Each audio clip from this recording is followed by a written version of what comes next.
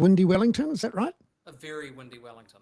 It has Yeah. actually got a pretty cold one too, Bernard. Yeah. No, so not a good day to be out, certainly on the Cook Strait or anywhere like that. But one of the things we love thinking about and talking about is infrastructure. And on a day like this, becomes even more appropriate. How resilient and strong is our infrastructure to deal with these sorts of weather events, not to mention the effects of population growth and not enough investment over the decades. And you were reported as saying some interesting things today in the Post about what you'd like to see in the budget and how things are going in infrastructure land. What's the current state in the infrastructure industry, and what would you like to see in the budget? Look, it's not a wonderfully rosy picture in the infrastructure industry at the moment, but that Bernard is not a surprise because we are in a pretty constrained economic period, as you well know. So the infrastructure industry mirrors the rest of the economy, of course, but we also have this challenge in New Zealand that because we haven't yet set a pipeline that endures when governments change, we tend to get this sort of start, stop, boom, bust type situation.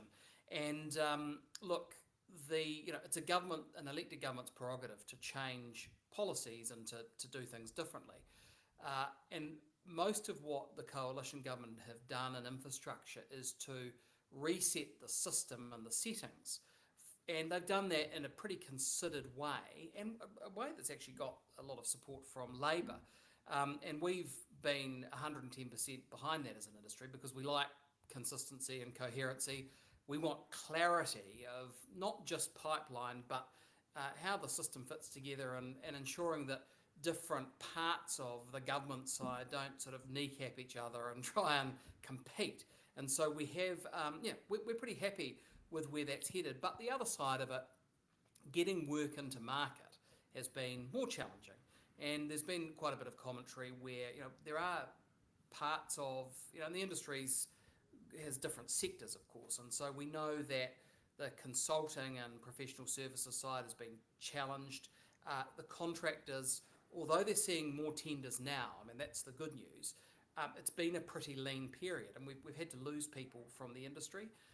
The challenge there, of course, is that often they go overseas. And so when it comes time for the tap to be turned on again, we've got to pay more to get those people back. And that's part of the reason we don't get good value from the amount we spend on infrastructure. So I know that's pretty long-winded, but it's hard yakka at the moment.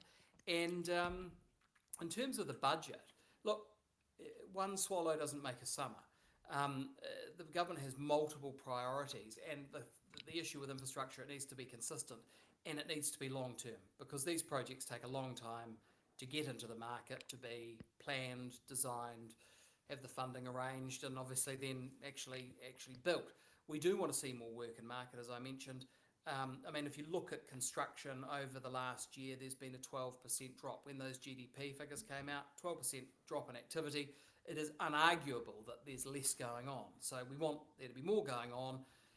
The government have set, that sort of shorter to medium term priority pretty well in terms of we know there are going to be some large projects coming. If you think about those roads of national significance, particularly north of Auckland, Otaki to Levin, there's harbour crossings sort of in the more out to the medium term. There are some public transport projects in Auckland, perhaps a new tunnel for Wellington, and work on some highways around Canterbury. But it is, this budget, I think, there's been a real signal that there's not going to be a lot of new money spent. Okay, we've been advocates for utilising private capital for infrastructure builds. The government's quite warm on that, and I think that it's time over the next sort of year or so to see that happen. But then we've got challenges in obviously a lot of our schools, school buildings, hospitals, old hospitals. We've got social infrastructure that's really important, and that's before you even get to housing, right? And the sort of infrastructure that supports housing, how are we going to pay for it? How do we roll it out quickly? Could the government have done it differently, reviewing their settings and the way that they're going to operate, but at the same time keep things rolling? Because like any cruise ship or aircraft carrier, once you stop it, it's harder to get it going again or to really get momentum. Could they have, kept things going, left Kangaroa's build program ongoing, kept those school classrooms going and at the same time? Because there's no burning platform with the bond markets or anything like that. Why did it all have to stop? I think that this is the issue we have with when governments change now. New Zealand has so politicised projects and the way they're built that politicians, and it's even the way we arrange systems, right? So if it's te whatu ora, health, vocational education, transformation now looks like bureaucratic change and how things are delivered. Whereas, well, from my perspective, and this is a curse on both their houses, actually transformation is about the people who receive the services get a better level of service and the results those services deliver into their lives improve their way of life. But infrastructure's been, become a bit more of a to and fro here, less so in other nations. And that's why when I talk to the Post, and you picked up one of the things I said around, well, how big should we be as a country and how quickly?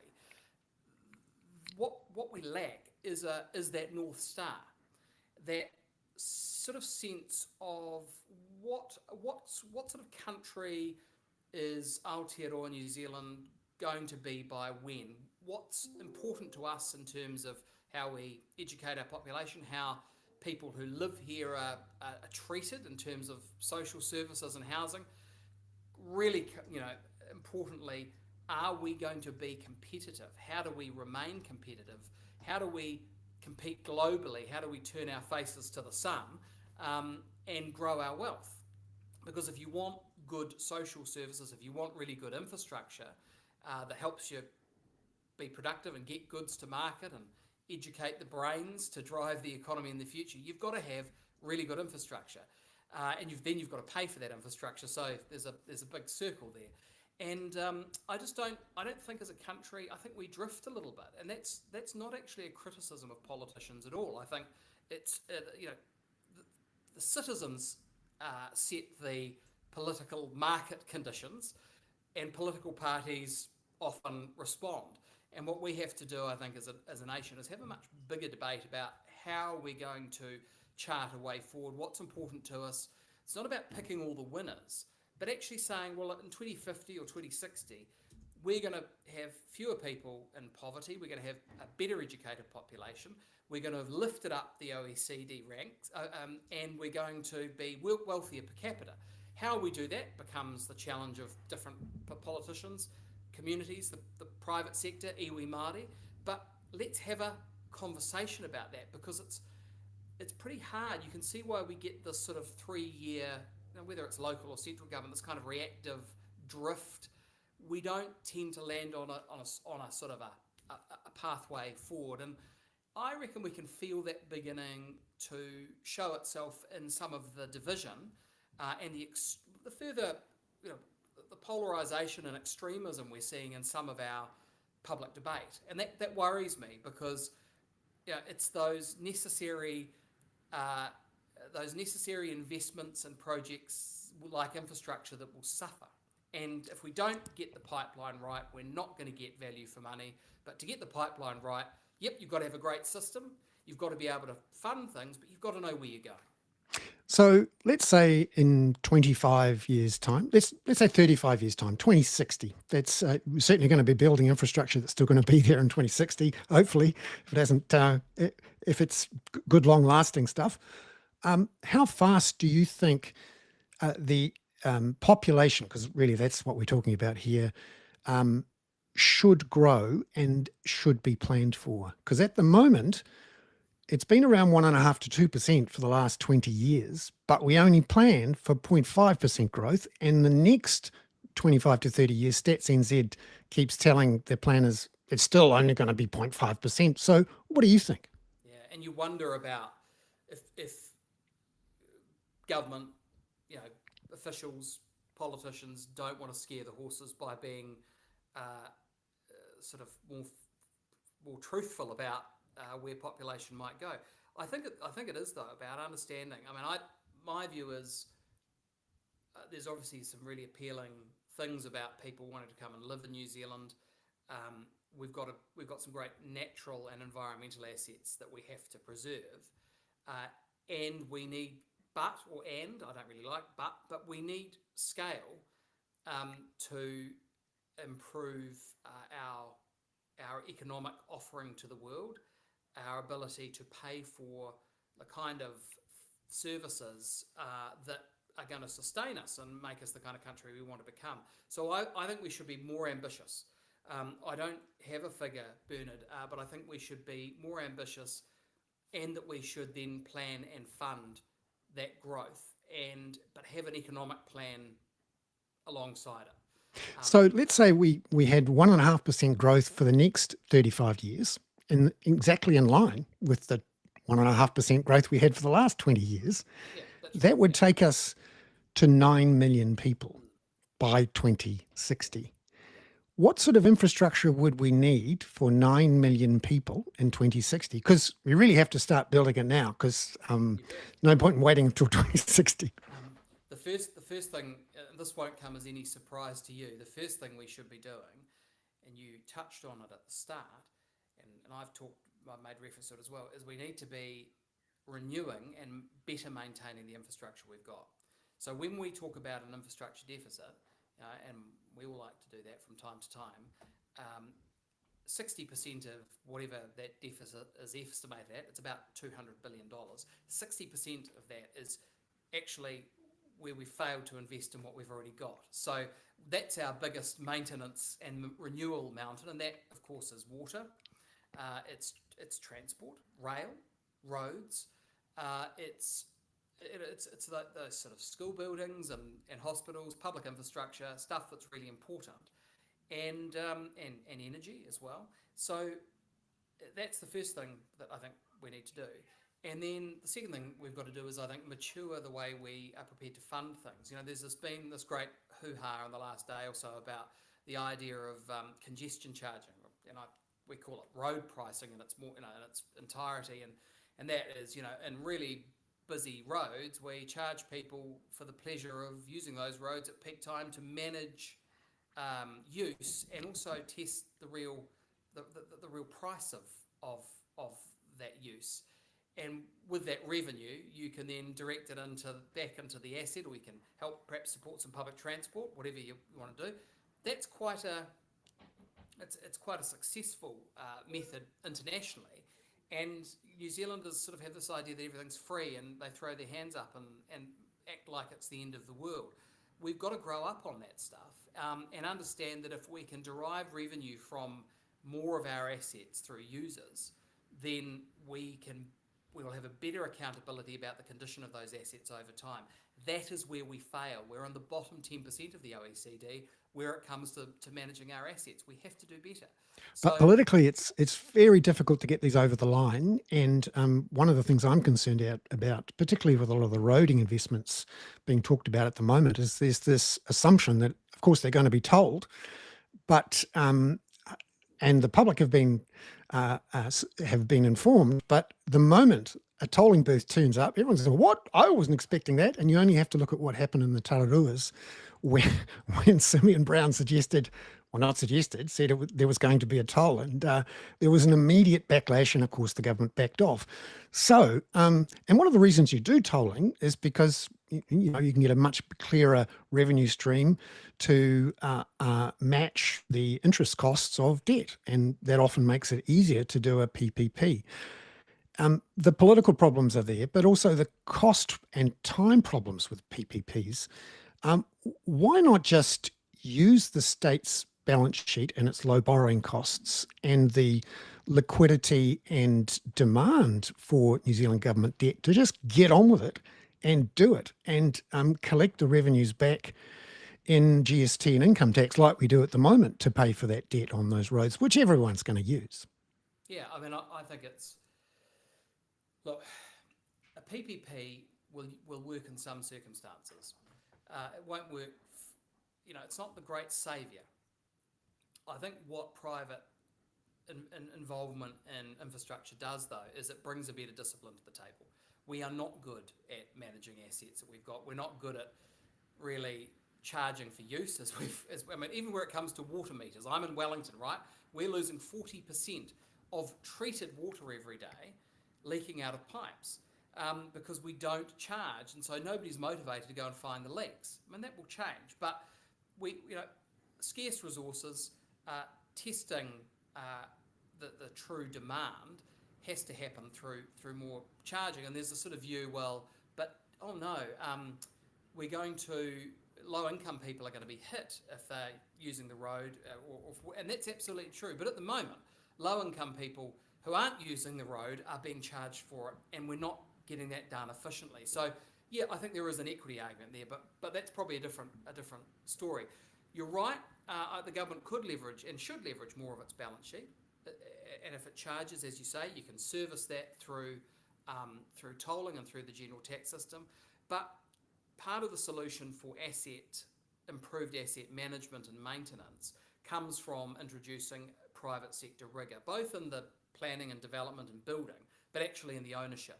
And I'm not suggesting that we should hock off every good bit of public asset. It's probably about having a mix of ownership in cases. Definitely, we've got to talk about this and sell the benefits and do that in a really rational way, and then see for ourselves if we actually get improved results and assets are in better condition. I mean, if you look at New South Wales, they've been able to regenerate, central Sydney. They've been able to build masses of light rail, metro rail, roading, New South Wales, and do quite big regional projects as well, because they've sold assets and they've used that money to invest back into new public assets. And some of that they've on-sold and some of that they haven't. So it's also, as you say, fund from general taxation, but actually use the capital that's sitting there at the moment in assets that we've already got that are not performing well, that aren't managed well, that aren't maintained. How can we be a bit more creative so we can build out better and faster?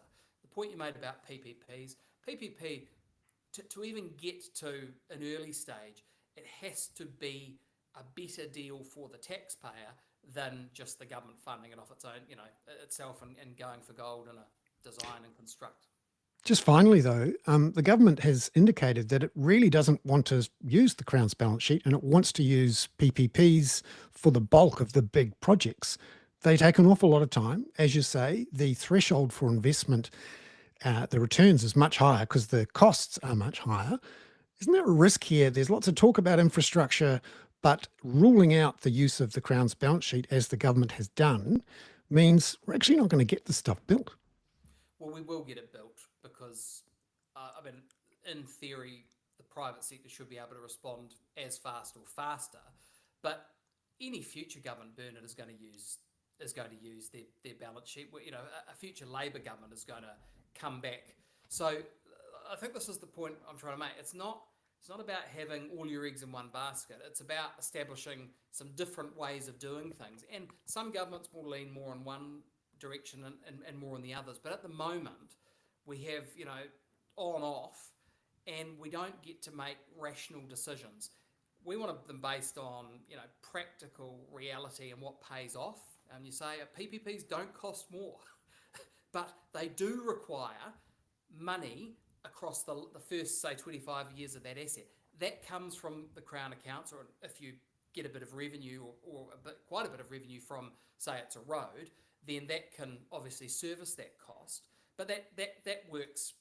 We should be working on that principle irrespective of if it's a PPP or not. So it is, we've just got to change our mindsets a bit. And I think part of being a small nation has been, well, roads get built and we build new stuff and it just we pay for it and nobody feels that in their pocket. Well, no successful country with really good public transport or other public utilities, has the mindset New Zealand does. So to go back to the point you're making, a government has to show leadership of any stripes. If they want to push things forward, if we want to grow and evolve, then there are going to be some hard conversations. I think the other thing about being a small country is that we've lost the ability to have hard conversations, and governments have lost the ability to paint a real picture of what the unpopular decision or set of decisions in front of them at the time, where that leads us. We don't have those conversations because we're not thinking ahead.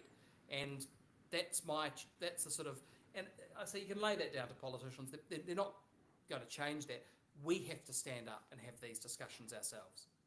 Nick Leggett, the CEO of Infrastructure New Zealand there. Thank you so much for coming on to The Hoon. Thank you.